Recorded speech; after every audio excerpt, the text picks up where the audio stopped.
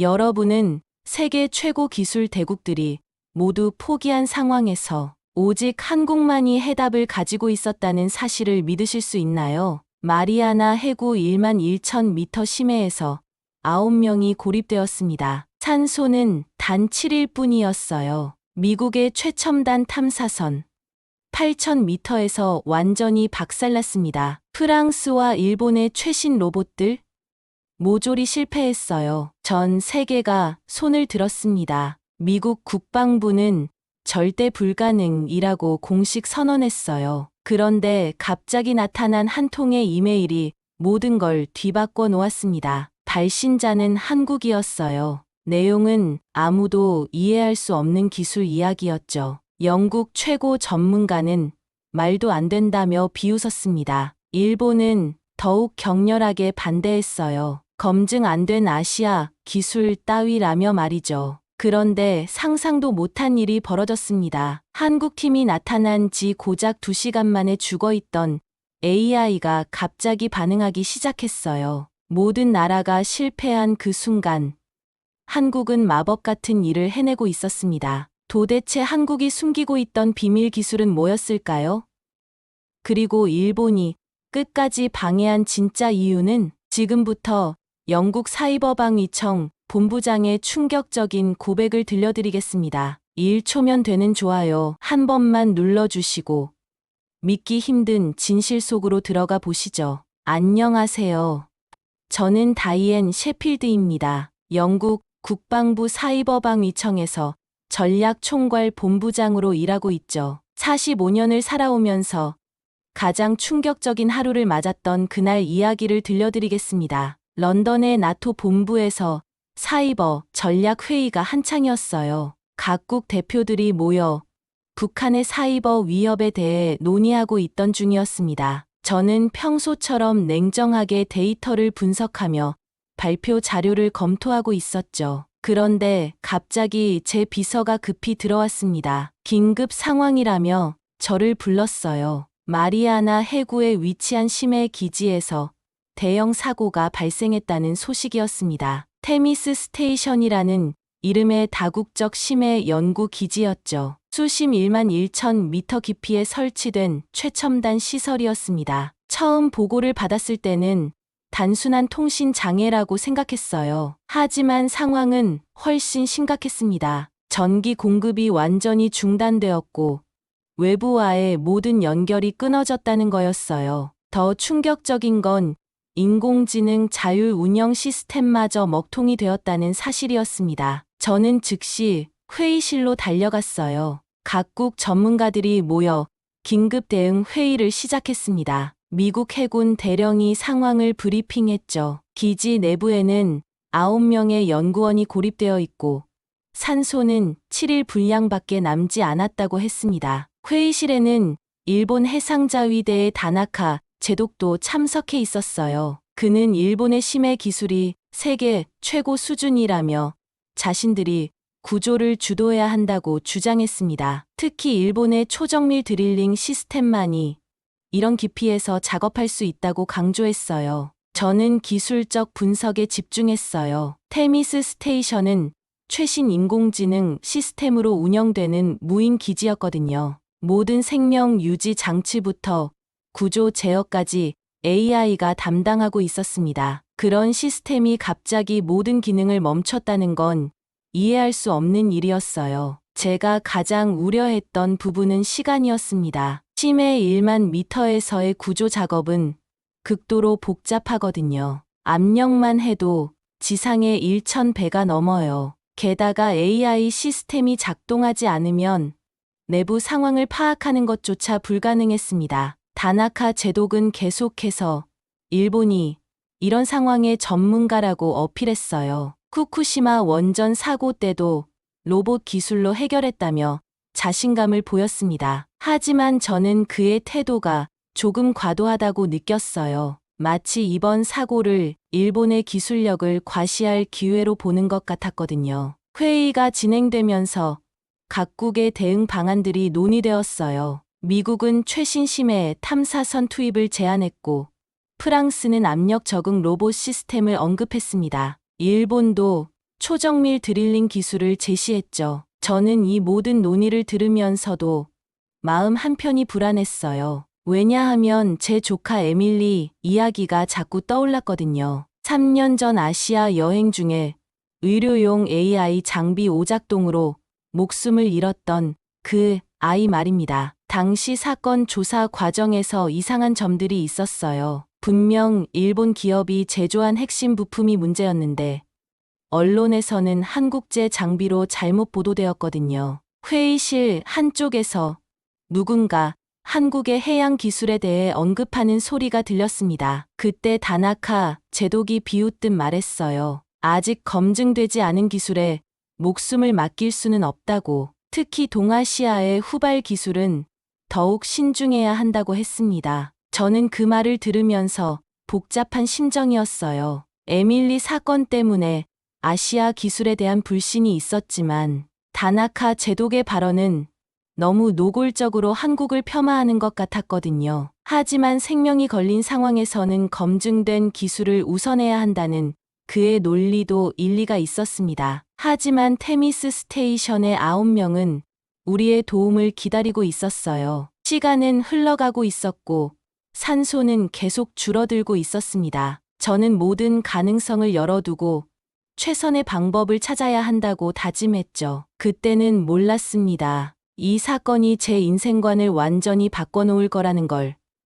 그리고 일본의 진짜 의도를 알게 될 거라는 걸 말입니다. 첫 번째 구조 시도가 시작되었습니다. 미국이 오션게이트 후속기를 투입한다고 발표했어요. 최신 기술로 개발된 심해 탐사선이었죠. 저는 작전 상황실에서 실시간으로 상황을 지켜보고 있었습니다. 다나카 제독은 미국의 시도를 지켜보면서도 계속 일본 기술의 우수성을 강조했어요. 미국 탐사선이 실패하면 자신들의 드릴링 시스템을 즉시 투입할 준비가 되어 있다고 했습니다. 그의 자신감은 대단했지만 왠지 다른 나라의 실패를 기대하는 것처럼 보여서 불편했어요. 탐사선이 수심 8,000m 지점에 도달했을 때였어요. 갑자기 모든 통신이 끊어졌습니다. 나중에 확인해 보니 테미스 스테이션의 AI 방어 시스템이 외부 침입으로 인식하고 강력한 전기 펄스를 방출했다고 했어요. 탐사선은 그 자리에서 완전히 파괴되었습니다. 저는 그 순간 이상함을 느꼈어요. AI가 외부 도움을 거부한다는 게 말이 안 되었거든요. 프로그래밍상 생존을 최우선으로 해야 하는데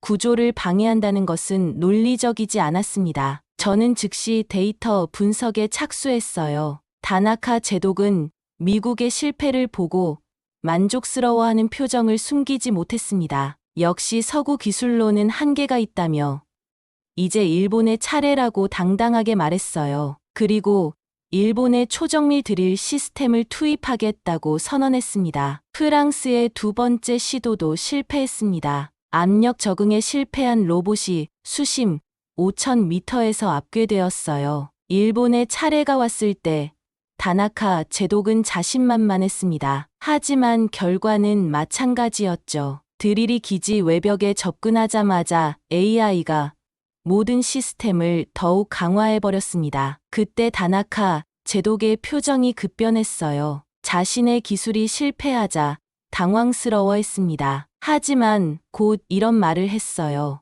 AI 시스템 자체에 근본적인 결함이 있다고. 아마도 설계 단계에서 아시아계 기술자들의 실수가 있었을 거라고 추측했습니다. 저는 밤새 데이터를 분석했어요. 각국의 실패 사례들을 종합해보니 한 가지 패턴이 보였습니다. AI가 단순히 오작동한 게 아니라 의도적으로 외부 접촉을 차단하고 있다는 거였어요. 마치 자해를 하는 것처럼 말입니다. 이런 현상을 저는 시스템 자기보호 반응이라고 명명했어요. 극도의 스트레스 상황에서 AI가 모든 외부 요소를 위험으로 판단하고 완전히 차단하는 행동이었습니다. 인간으로 치면 외상 후 스트레스 장애와 비슷한 상태였죠. 문제는 이런 상태의 AI를 어떻게 설득할 것인가였습니다. 물리적 접근은 불가능했어요. 모든 시도가 공격으로 인식되었거든요. 그렇다면 정신적,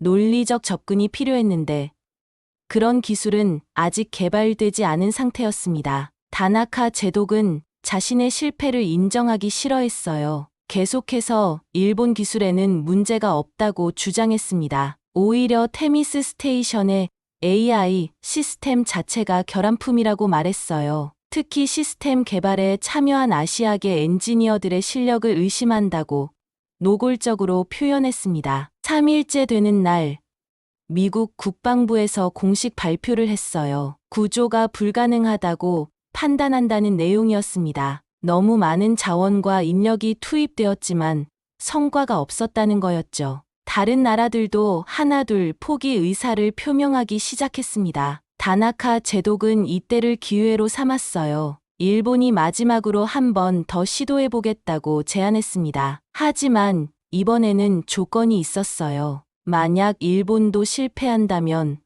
모든 구조 작전을 중단하고 이 사고의 원인을 철저히 조사해야 한다고 했습니다. 저는 그 발표를 들으면서 분노가 치밀어 올랐어요. 9명의 목숨을 그렇게 쉽게 포기할 수 있단 말인가 싶었거든요. 하지만 동시에 현실적인 한계도 인정해야 했습니다. 현재 기술로는 정말 불가능해 보였어요. 회의실에서 각국 대표들이 구조 작전 중단을 논의하고 있었습니다. 다나카 제독은 이미 사고 조사위원회 구성을 제안하고 있었어요. 그는 이번 사고가 AI 시스템의 근본적 결함 때문이라고 주장했고, 특히 개발 과정에서 검증되지 않은 기술들이 무분별하게 도입되었다고 비판했습니다. 저는 말없이 자리에서 일어났어요. 더 이상 들을 수 없었거든요. 복도를 걸으면서 저는 생각했습니다. 정말 방법이 없는 건가? 기술 대국들이 모두 손을 든 상황에서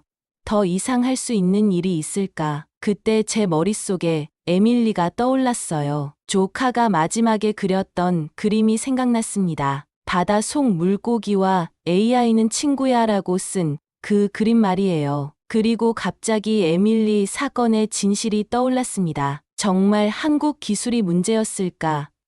아니면 다른 누군가가 책임을 떠넘긴 건 아닐까? 4일째 아침, 예상치 못한 일이 일어났습니다. 나토 구조대책본부 이메일함에 한국에서 온 제안서가 도착했어요. 발신자는 카이스트 해양 AI 통합연구단이었습니다. 저는 처음에는 대수롭지 않게 생각했어요. 하지만 제목이 심상치 않았습니다. 신링크 공감형 알고리즘을 이용한 테미스 스테이션 구조 제안이라고 되어 있었거든요. 신링크라는 용어는 들어본 적이 있었지만 공감형 알고리즘이라는 건 처음 접하는 개념이었어요. 다나카 제독이 이 소식을 듣고 즉시 반응했습니다. 한국의 제안을 검토할 필요가 없다고 단호하게 말했어요. 검증되지 않은 실험적 기술에 시간을 낭비할 수 없다고 했습니다. 특히 이런 중요한 상황에서 아시아의 후발 기술을 시험해볼 여유는 없다고 강조했어요. 저는 비서에게 이 메일을 자세히 검토해보라고 지시했습니다. 동시에 한국의 해양 기술 수준에 대해서도 조사를 요청했어요. 솔직히 말하면 반신반의했거든요. 세계 최고 기술 대국들이 모두 실패한 상황에서 한국이 뭔가 특별한 해법을 가지고 있다는 게 믿어지지 않았습니다. 제안서를 읽어보니 내용이 상당히 독특했어요. 물리적 접근이 아닌 AI와의 소통과 공감을 통한 구조 방법을 제시하고 있었습니다. AI가 현재 극도의 스트레스 상태에 있다고 분석하고 이를 해결하기 위해서는 정서적 접근이 필요하다는 내용이었죠. 다나카 제독은 제안서 내용을 듣고 코웃음을 쳤어요. AI와 정서적 공감이라니. 이건 과학이 아니라 판타지 소설 같다고 비웃었습니다. 그리고 이런 비현실적인 아이디어에 시간을 낭비하는 동안 생존자들이 위험해진다고 주장했어요. 오후에 회의가 열렸습니다. 각국 대표들에게 한국의 제안을 소개했어요. 예상대로 반응은 회의적이었습니다. 미국 대표는 검증되지 않은 실험적 기술에 시간을 낭비할 수 없다고 했고, 프랑스 대표도 비슷한 의견을 표명했어요. 다나카 제독은 더욱 적극적으로 반대했습니다. 일본이 아시아 지역의 기술 선진국으로서 책임감을 느낀다며 한국의 기술 수준을 우려한다고 말했어요. 특히 이런 국제적 위기 상황에서는 검증된 기술만 사용해야 한다고 강조했습니다. 그는 또한 정치적 고려사항도 언급했어요. 한일 관계의 복잡성을 고려할 때 한국이 주도하는 구조 작전이 성공할 경우 지역 내 기술 패권에 영향을 미칠 수 있다고 했습니다. 따라서 신중한 접근이 필요하다고 주장했어요. 저 역시 마음 한편으로는 의구심이 있었습니다. 에밀리 사건 때문에 아시아 기술에 대한 불신이 있었거든요. 하지만 다나카 제독의 발언은 너무 노골적으로 한국을 견제하려는 의도가 보여서 불편했습니다. 제안서 말미에 있던 연구진 소개를 보니 박현우라는 박사가 팀장이었어요. MIT와 공동 연구를 진행한 경력이 있다고 나와 있었습니다. 저는 비서에게 이 사람에 대해 더 자세히 조사해보라고 했어요. 조사 결과는 의외였습니다. 박현우 박사는 국제적으로 인정받는 AI 연구자였어요. 미국 학계에서도 그의 논문들이 높이 평가받고 있었고, 특히 AI의 감정 인식 분야에서는 선구적인 연구를 하고 있었습니다. MIT라는 이름이 나오자 저도 좀 더 주의 깊게 살펴보게 되었어요. 다나카 제독은 이런 정보를 듣고도 회의적이었어요. 개인의 학문적 성취와 실제 현장 적용은 다른 문제라고 말했습니다. 특히 이렇게 극한 상황에서는 검증된 기술만이 안전하다고 강조했어요. 그날 저녁, 저는 혼자 사무실에 남아 한국 제안서를 다시 읽어봤습니다. 신링크 공감형 알고리즘의 핵심은 AI의 감정 상태를 파악하고 그에 맞는 소통 방식을 찾는 것이었어요. 마치 심리치료사가 환자를 대하는 것처럼 AI를 치료한다는 개념이었죠. 이론적으로는 흥미로웠지만 실용성에 대해서는 여전히 의문이 들었어요. 하지만 시간이 촉박했습니다. 테미스 스테이션의 산소는 3일밖에 남지 않았거든요. 더 이상 망설일 시간이 없었습니다. 저는 마침내 결정을 내렸어요. 한국팀을 직접 만나보기로 한 겁니다. 하와이 미군 기지에서 긴급 회의를 갖자고 제안했죠. 다나카 제독은 시간 낭비라며 반대했지만 미국과 영국이 동의하면서 회의가 성사되었습니다. 다나카 제독은 마지막까지 반대했어요. 만약 한국팀과의 회의가 실패하면 즉시 일본의 최종 구조 방안을 시행해야 한다고 주장했습니다. 그리고 그때는 다른 나라의 간섭 없이 일본이 전적으로 주도해야 한다고 못 박았어요. 하와이 히캄 공군기지에 도착한 건 5일째 오후였습니다. 테미스 스테이션의 산소가 2일 조금 넘게 남은 상황이었어요. 저는 한국팀과의 회의를 앞두고 상당히 긴장했습니다. 솔직히 기대보다는 우려가 더 컸거든요. 다나카 제독도 함께 참석했어요. 그는 회의 시작 전부터 회의적인 태도를 숨기지 않았습니다. 한국팀의 기술이 실패할 경우를 대비해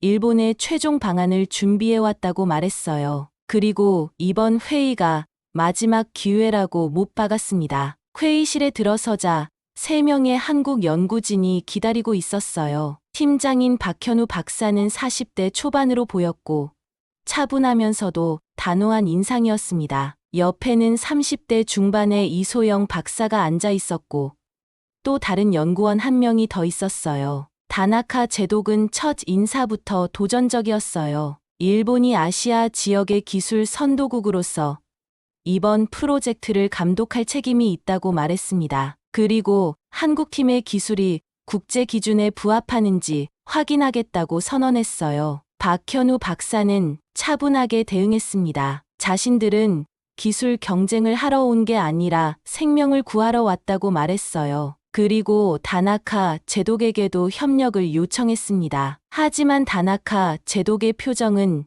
여전히 차갑더군요. 박현우 박사가 테미스 스테이션 AI의 현재 상태에 대해 분석을 시작했어요. AI가 스스로 살아남기 위해 모든 외부를 차단하고 있다는 제 판단과 일치했습니다. 하지만 그의 해석은 한 단계 더 나아갔어요. 단순한 오작동이 아니라 일종의 정신적 트라우마 상태라는 거였죠. 다나카 제독이 즉시 반박했습니다. AI에게 정신적 트라우마라는 개념을 적용하는 게 비과학적이라고 비판했어요. 기계는 기계일 뿐이고 이런 의인화는 문제 해결에 도움이 되지 않는다고 했습니다. 저도 비슷한 의구심이 있었어요. AI에게 정신적 트라우마라는 개념을 적용하는 게 과연 맞느냐고 물었습니다. 기계는 기계일 뿐이고 감정이나 정서적 반응은 없다고 생각했거든요. 하지만 박현우 박사의 설명을 듣고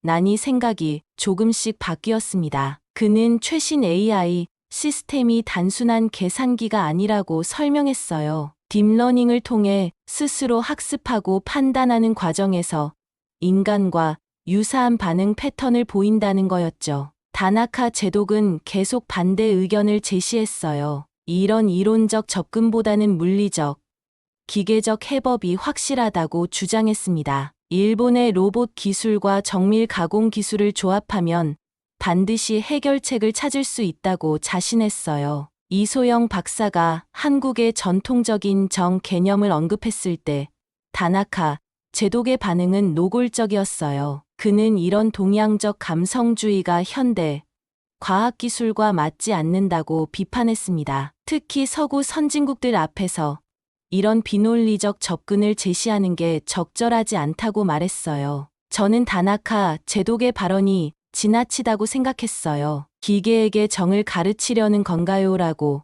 냉소적으로 반응했지만 이소영 박사의 설명을 들어보니 나름 일리가 있었습니다. 정의란 공감과 이해를 바탕으로 한 소통 방식이라는 거였어요. 회의가 진행되면서 저는 점점 더 흥미를 느꼈습니다. 한국팀의 접근 방식은 기존의 물리적, 기술적 해법과는 완전히 달랐어요. 그들은 AI를 적으로 보지 않고 도움이 필요한 존재로 보고 있었습니다. 박현우 박사가 시뮬레이션 영상을 보여주었어요. 컴퓨터 화면에서 스트레스 상태의 AI가 점차 안정을 찾아가는 과정이 나타났습니다. 처음에는 모든 신호를 거부하던 AI가 특정한 소통 패턴에 반응하기 시작했어요. 다나카 제독은 시뮬레이션을 보면서도 계속 의구심을 표했어요. 실험실 환경과 실제 상황은 다르다며 이런 이론적 접근이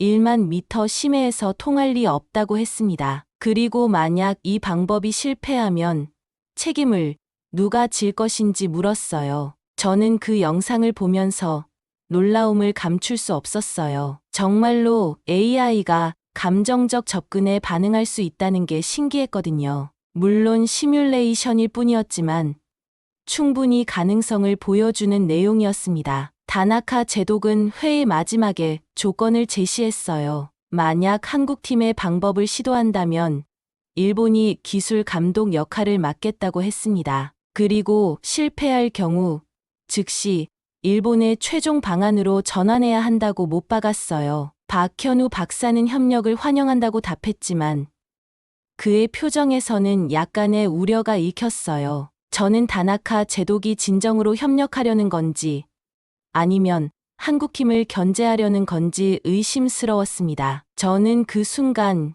결단을 내려야 했어요. 검증되지 않은 기술에 마지막 희망을 걸어보는 것이 맞을까. 하지만 테미스 스테이션에 고립된 9명의 목숨을 생각하니 다른 선택지는 없어 보였습니다. 다나카 제독의 조건부 협력이라도 받아들이기로 했어요. 작전 개시 6시간 전, 저는 한국팀의 시뮬레이션 시연을 직접 목격했습니다. 하와이 기지의 메인 컴퓨터 시스템에 테미스 스테이션과 유사한 환경을 구축했어요. 다나카 제독도 옆에서 지켜보고 있었는데 회의적인 표정을 감추지 않았습니다. 박현우 박사가 특별한 알고리즘을 적용하자 컴퓨터 시스템이 실제로 진정되는 모습을 보여주었습니다. 마치 사람이 심리 치료를 받는 것처럼 말이에요. 다나카 제독은 이건 단순한 프로그래밍 트릭이라며 실제 상황과는 다르다고 비판했어요.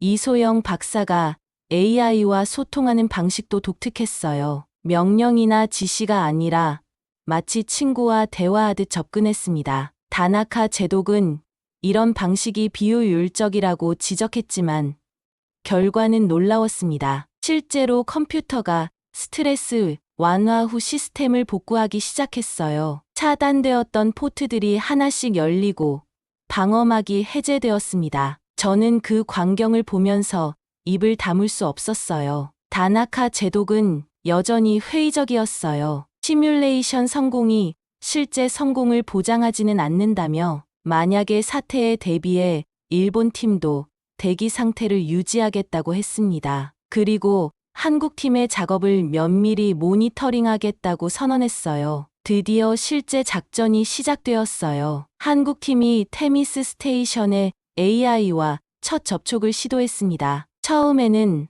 아무런 반응이 없었어요. AI는 여전히 모든 외부 신호를 차단하고 있었거든요. 다나카 제독은 30분이 지나도 반응이 없자 시간 낭비라고 말했어요. 이미 예상했던 결과라며 일본의 방법으로 전환할 것을 제안했습니다. 하지만 박현우 박사는 포기하지 않고 계속 시도했어요. 그때 첫 번째 기적이 일어났어요. 테미스 스테이션에서 아주 미약한 신호가 감지되었습니다. AI가 한국팀에 접근해 조금씩 반응하기 시작한 거였죠. 저는 그 순간 가슴이 뛰는 걸 느꼈어요. 다나카 제독은 신호를 확인하고도 여전히 의심스러워했어요. 단순한 우연일 수도 있다며 더 확실한 증거가 필요하다고 했습니다. 하지만 한국팀은 이 작은 반응을 놓치지 않고 계속 소통을 시도했어요. 이소영 박사가 AI에게 계속 말을 걸었습니다. 우리는 적이 아니라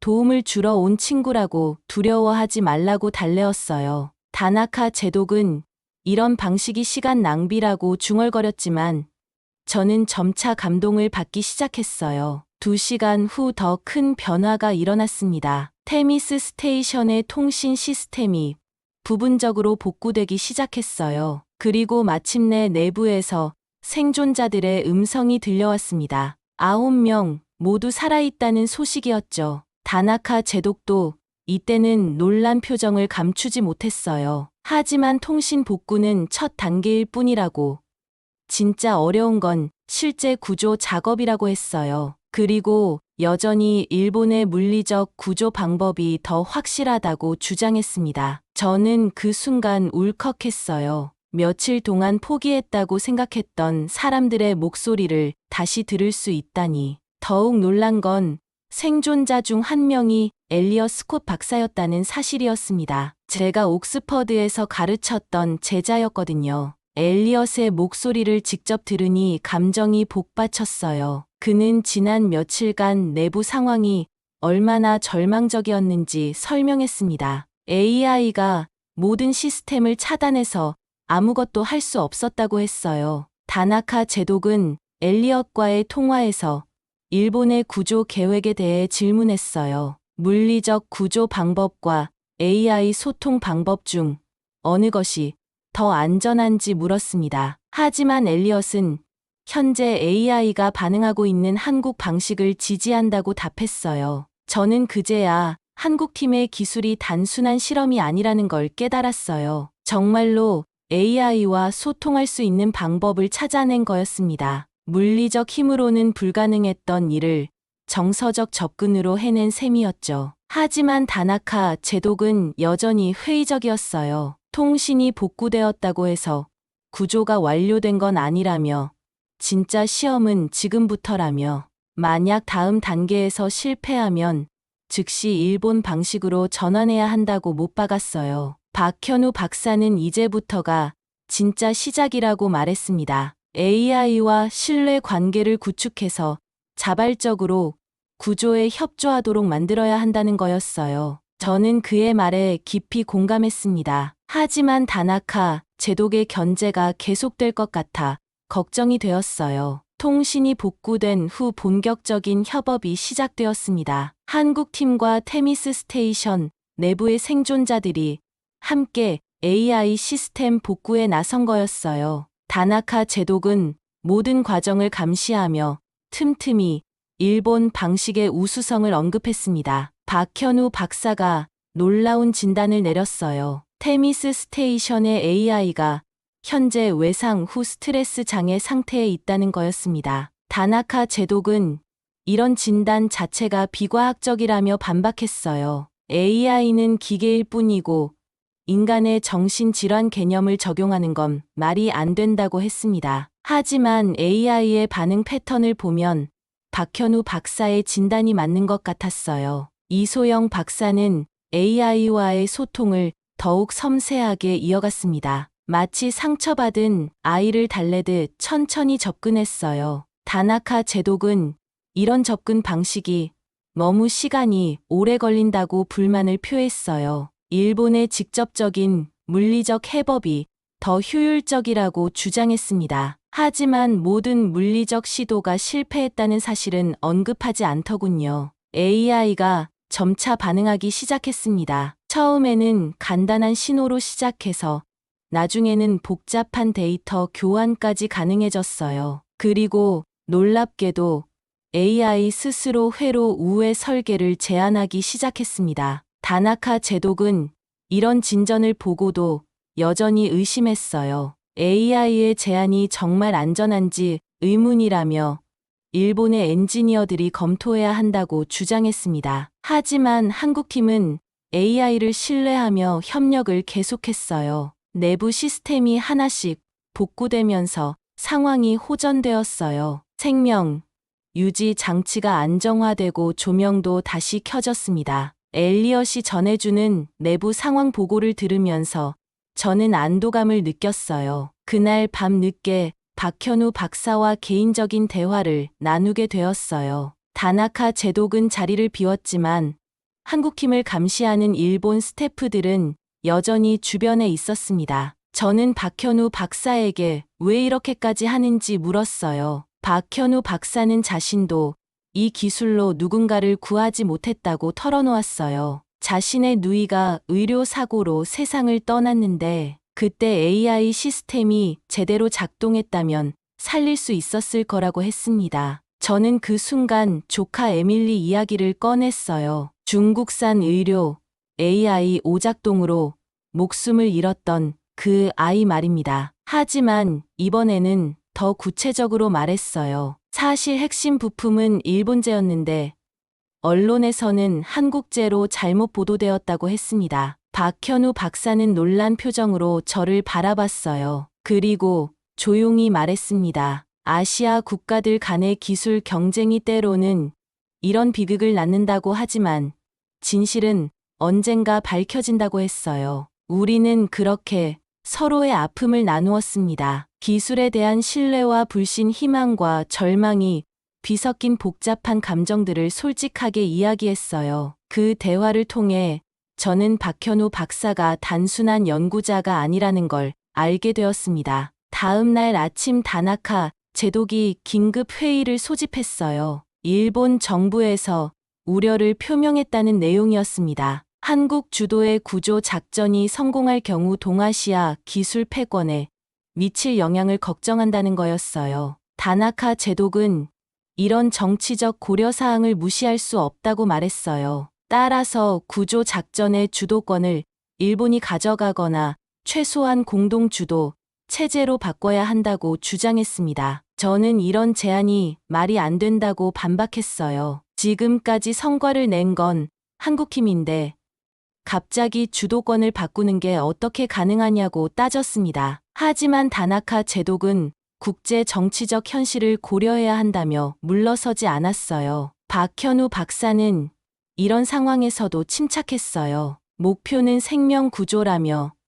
누가 주도하든 상관없으니 함께 협력하자고 제안했습니다. 하지만 저는 다나카 제독의 진짜 의도를 알 것 같았어요. 결국 타협안이 나왔어요. 한국팀이 기술적 실행을 담당하고 일본팀이 안전 감독을 맡는다는 내용이었습니다. 표면적으로는 협력이지만 실제로는 일본의 견제 의도가 분명했어요. AI가 구조 계획을 수립하기 시작했어요. 자동 분리 시스템을 가동해서 생존 구역만 따로 떼어내어 상승시키는 방안이었습니다. 다나카 제독은 이 계획의 안전성에 대해 계속 의문을 제기했어요. 한국팀은 AI가 제안한 계획을 면밀히 검토했습니다. 다나카 제독도 일본 전문가들과 함께 검토에 참여했지만 계속해서 문제점을 지적하며 시간을 지연시켰어요. 저는 그 과정을 지켜보면서 답답함을 느꼈어요. 한국팀이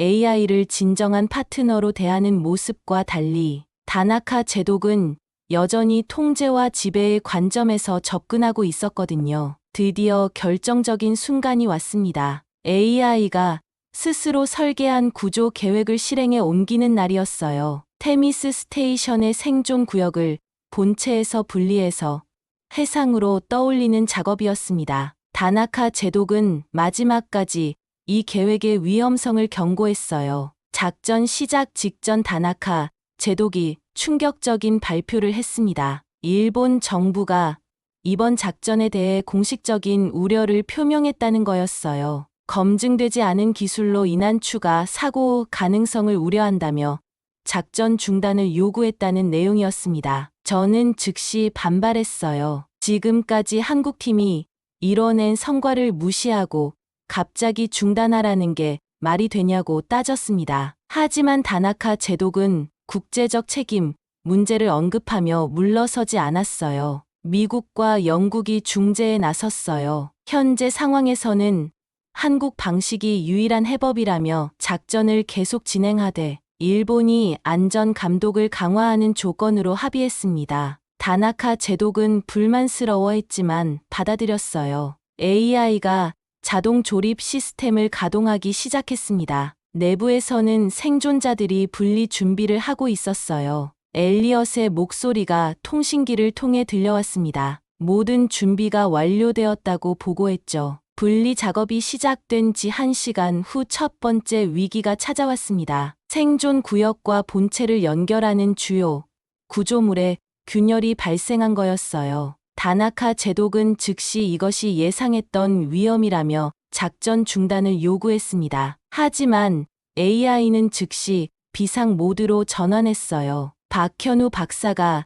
AI와 긴급 협의를 시작했습니다. 다나카 제독은 이런 상황에서 AI를 믿는다는 게 말이 안 된다며 일본의 물리적 해법을 즉시 투입하자고 주장했어요. 갑자기 더 큰 문제가 발생했습니다. 급상승하는 과정에서 급격한 압력 변화가 일어난 거였어요. 생존자들이 감압 증상을 호소하기 시작했습니다. 다나카 제독은 이것이 자신이 경고했던 상황이라며 작전 중단을 더욱 강력하게 요구했어요. 그 순간 AI가 다시 침묵에 빠졌습니다. 너무 많은 변수와 위험 요소들 때문에 다시 스트레스 상태에 빠진 것 같았어요. 한국팀이 필사적으로 소통을 시도했지만 반응이 없었습니다. 다나카 제독은 이때를 기회로 삼았어요. AI가 실패했으니 이제 일본의 방법을 시도해야 한다고 선언했습니다. 그리고 한국팀의 무책임한 실험 때문에 상황이 더 악화되었다고 비난했어요. 미군 장교 한 명도 다나카 제독의 의견에 동조했어요. 현재 상태로는 구조가 불가능할 거라고 말했습니다. 다른 방법을 찾아야 한다고 주장했어요. 저는 그때 화가 났습니다. 우리 방식대로라면 지금쯤 다 죽었을 거라고 미군 장교에게 일갈했어요. 그리고 다나카 제독에게도 말했습니다. 일본이 처음에 실패했을 때는 왜 포기하지 않고 계속 시도했느냐고. 지금 한국팀을 포기하라고 하는 건 이중잣대라고 비판했어요. 다나카 제독은 당황했지만 곧 반박했어요. 일본의 실패는 기술적 한계 때문이었지만 지금 상황은 잘못된 접근 방법 때문이라고 주장했습니다. 하지만 저는 그의 논리가 설득력이 없다고 생각했어요. 박현우 박사가 마지막 시도를 제안했습니다.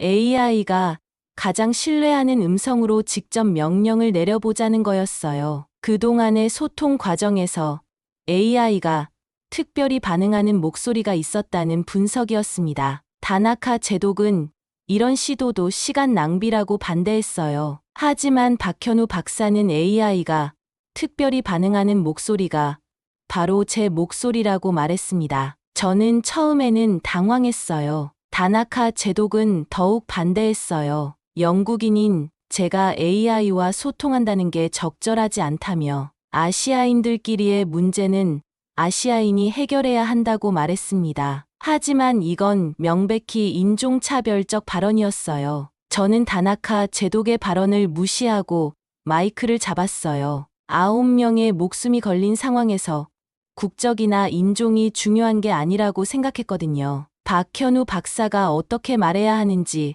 간단히 설명해 주었습니다. 저는 AI에게 말을 걸었어요. 차분하고 따뜻한 목소리로 모든 게 괜찮다고 우리가 함께 할 수 있다고 말했습니다. 다나카 제독은 옆에서 계속 이런 방법이 통하지 않을 거라고 중얼거렸어요. 그때 기적이 일어났습니다. AI가 반응하기 시작한 거였어요. 그리고 시스템 화면에 한 줄의 메시지가 나타났습니다. 다이앤 당신 목소리를 기억합니다 라는 내용이었어요. 다나카 제독도 이때는 할 말을 잃었더군요. AI가 마침내 시스템을 복구하기 시작했어요. 균열 부위를 보강하고 상승 속도를 조절했습니다. 모든 시스템이 안정화되기 시작했어요. 저는 그 광경을 보면서 눈물이 날 것 같았습니다. 다나카 제독은 마지막까지도 인정하기 싫어했어요. 이건 우연일 뿐이라며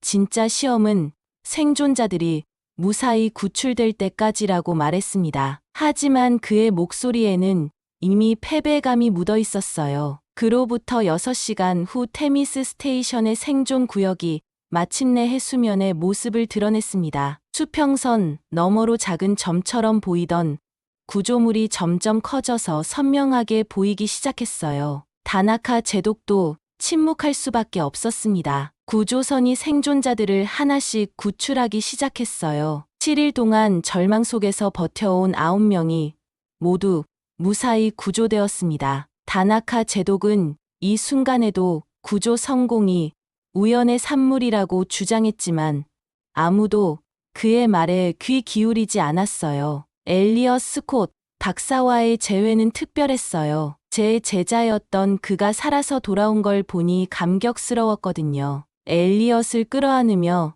눈물을 흘렸습니다. 며칠 전까지만 해도 다시는 볼 수 없을 거라고 생각했던 사람이었어요. 엘리엇은 저에게 고마움을 표현했지만 정작 감사해야 할 사람은 따로 있었습니다. 바로 한국팀이었죠. 다나카 제독은 마지막까지도 이번 성공이 일본의 안전 감독 덕분이라고 주장했지만 모두가 진실을 알고 있었어요. 펜타곤에서 긴급 화상회의가 열렸습니다. 구조 작전의 성공을 평가하고 향후 대응 방안을 논의하는 자리였어요. 다나카 제독은 회의에서 이번 작전이 일본 한국 공동 프로젝트였다고 강조했습니다. 하지만 저는 그런 왜곡을 허용할 수 없었어요. 저는 회의에서 명확하게 밝혔습니다. 이번 구조 작전의 진짜 영웅은 한국팀이라고 일본은 오히려 방해했다고 말했어요. 다나카 제독이 항의했지만 미국과 다른 참가국들도 사실을 인정했습니다. 한국 기술을 공식적으로 인정한다고 발표했어요. 그리고 이번 구조 작전의 책임자로서 제 직위를 유지하겠다고 선언했습니다. 사실 일부에서는 검증되지 않은 기술을 도입한 것에 대해 비판의 목소리도 있었어요. 하지만 결과가 모든 걸 증명했습니다. 세계 최고 기술 대국들이 포기한 상황에서 한국이 해답을 찾아낸 거였거든요. 다나카 제독의 지속적인 견제와 방해에도 불구하고 말이에요. 저는 회의에서 중요한 발언을 했습니다. 기술은 제압이 아니라 공감이라고 말했어요. 지금까지 우리는 AI를 통제하고 지배하려고만 했는데 진정한 해답은 이해하고 소통하는 데 있었다는 거였죠. 다나카 제독은 여전히 반박했어요. 동양적 감성주의가 서구 과학기술을 대체할 수는 없다고 주장했습니다. 하지만 이미 현실이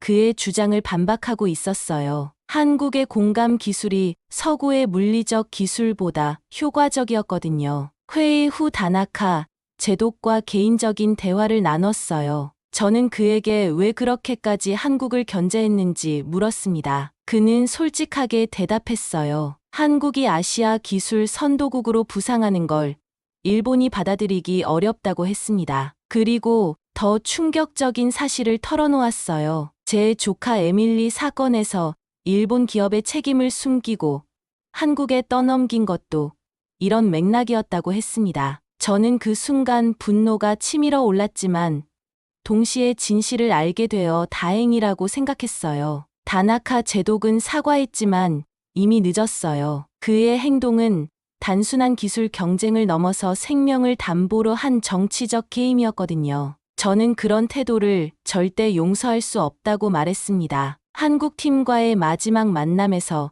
저는 진심 어린 감사를 표했어요. 박현우 박사와 이소영 박사 그리고 팀원들에게 악수를 청했습니다. 그리고 이렇게 말했어요. 당신들이 한 건 구조가 아니라 구원이었다고 말이에요. 박현우 박사는 겸손하게 웃으며 대답했습니다. 우리 모두가 함께 해낸 일이라고. 특히 제가 마지막에 AI와 소통해준 덕분에 가능했다고 했어요. 하지만 저는 알고 있었습니다. 진정한 영웅은 그들이었다는 걸 말이에요. 이소영 박사는 저에게 말했어요. 편견을 버리고 열린 마음으로 한국 기술을 받아들여준 것에 감사하다고 했습니다. 그리고 앞으로도 이런 협력이 계속되기를 바란다고 덧붙였어요. 그날 밤 혼자 있을 때 저는 에밀리가 그린 그림을 다시 꺼내봤어요. 바다 속 물고기와 AI는 친구야 라고 쓴 그 그림 말입니다. 조카가 세상을 떠나기 전에 남긴 마지막 작품이었죠. 이제 그 진실도 알게 되었고요. 에밀리는 이미 알고 있었던 것 같아요. AI와 인간이 적이 아니라 친구가 될 수 있다는 걸 말입니다. 어른인 저는 편견과 정치적 이해관계에 사로잡혀 있었는데 어린아이가 진리를 먼저 깨달았던 거였어요. 또한 에밀리를 앗아간 진짜 원인도 알게 되었습니다. 일본의 기술적 결함과 그것을 숨기려는 정치적 음모였어요. 한국은 오히려 희생양이었던 셈이죠. 제가 얼마나 잘못된 편견을 가지고 있었는지 깨달았어요. 이번 사건을 통해 저는 많은 걸 배웠습니다. 기술에 대한 편견을 버리게 되었고, 국적이나 선입견보다는 진정성과 실력이 중요하다는 걸 깨달았어요. 그리고 무엇보다 정치적 이해관계가 어떻게 진실을 왜곡할 수 있는지도 알게 되었습니다. 한국팀이 보여준 건 단순한 기술 혁신이 아니었어요. 기술과 인간성의 조화였습니다. 그들은 AI를 도구로 보지 않고 파트너로 대했고, 그 결과 불가능해 보였던 구조를 성공시킬 수 있었어요. 반면 일본의 접근 방식은 구시대적이었어요. 기술적 우위를 바탕으로 한 지배와 통제, 그리고 정치적 이해관계를 위한 진실 왜곡까지 서슴지 않았거든요. 다나카 제독의 행동은 이런 문제점을 적나라하게 보여주었습니다. 지금도 가끔 테미스 스테이션 AI가 마지막에 남긴 메시지를 떠올립니다. 다이앤 당신 목소리를 기억한다는 그 말이요. AI도 기억하고 감정을 느끼고 관계를 맺을 수 있다는 걸 보여준 순간이었어요. 앞으로 제 업무에서도 이런 철학을 적용할 생각입니다. 기술을 대할 때 통제와 지배가 아닌 이해와 협력의 관점에서 접근하겠어요. 그리고 다른 나라의 기술이라고 해서 무시하지 않고 열린 마음으로 평가하겠습니다. 특히 정치적 이해관계가 기술 평가에 개입하는 것을 철저히 차단할 것입니다. 다나카 제독 같은 사람들의 견제와 방해 때문에 좋은 기술이 묻히고 생명이 위험에 처하는 일은 다시는 없어야 해요. 이 이야기를 통해 여러분께도 전하고 싶은 메시지가 있어요. 편견은 우리가 진실을 보는 걸 방해합니다. 그리고 정치적 이해관계는 때로 생명보다 우선시되기도 해요. 하지만 진정한 가치는 그런 걸 뛰어넘는 데 있습니다. 한국팀이 그걸 증명해 주었죠. 그들은 국가 간 경쟁이나 정치적 압력에 굴복하지 않고 오직 생명 구조라는 목표에만 집중했어요. 그리고 그 순수한 의도가 기적을 만들어낸 거였습니다. 테미스 스테이션의 9명은 모두 건강하게 가족들의 품으로 돌아갔습니다. 그리고 저는 새로운 사람이 되어 런던으로 돌아왔어요. 조카 에밀리가 그린 그림을 사무실 벽에 걸어두고 매일 그 의미를 되새기며 일하고 있습니다. 에밀리의 진실도 밝혀졌어요. 일본 기업의 기술적 결함이 진짜 원인이었다는 것이 공식적으로 확인되었습니다. 한국은 3년 동안 억울한 누명을 쓰고 있었던 거였어요. 저는 이 사실을 공개하고 한국에 공식 사과를 했습니다. 다나카 제독은 결국 자신의 행동에 대한 책임을 져야 했어요. 일본 정부도 이번 사건에서의 비협조적 태도와 과거 사건의 진실 은폐에 대해 공식 사과했습니다. 하지만 이미 잃은 시간과 상처는 돌이킬 수 없었죠. 이제 저는 한국과의 기술 협력을 적극 추진하고 있어요. 박현우 박사팀과 정기적으로 연구 협력을 하고 있고, 영국의 AI 정책에도 한국의 공감형 알고리즘 개념을 도입했습니다. 무엇보다 중요한 건 진실의 힘이라는 걸 깨달았다는 점이에요. 아무리 정치적 압력이나 국가 간 이해관계가 복잡해도 결국 진실은 드러나게 되어 있어요. 그리고 그 진실을 바탕으로 한 협력만이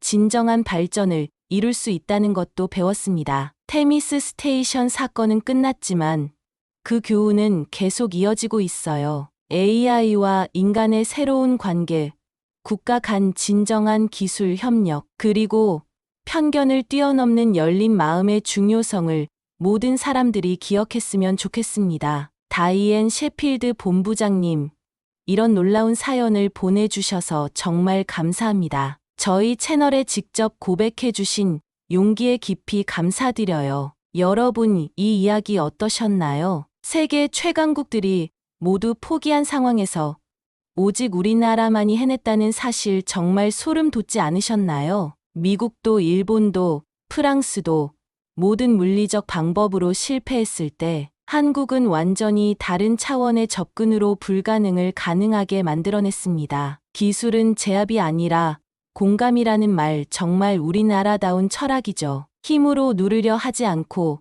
마음으로 소통하는 이게 바로 대한민국의 진짜 저력입니다. 그리고 끝까지 방해하던 일본이 결국 모든 진실이 드러나자 사과할 수밖에 없었던 그 장면 정말 통쾌하지 않으셨나요? 한류가 단순히 문화만이 아니라는 걸 이번 사건이 증명했습니다. 우리의 기술, 우리의 철학, 우리의 마음이 전 세계를 감동시킬 수 있다는 걸 보여준 거죠. 당신들이 한 건 구조가 아니라 구원이었다는 다이앤 본부장의 마지막 말이 계속 가슴에 울려 퍼집니다. 이런 자랑스러운 대한민국에서 태어난 게 정말 자랑스럽지 않으신가요? 오늘도 우리나라를 빛내주는 모든 분들께 감사드리며 좋아요와 구독으로 더 많은 자랑스러운 대한민국 이야기를 함께 나눠주세요. 감동척척은 다음에도 더욱 놀라운 이야기로 찾아뵙겠습니다. 감사합니다.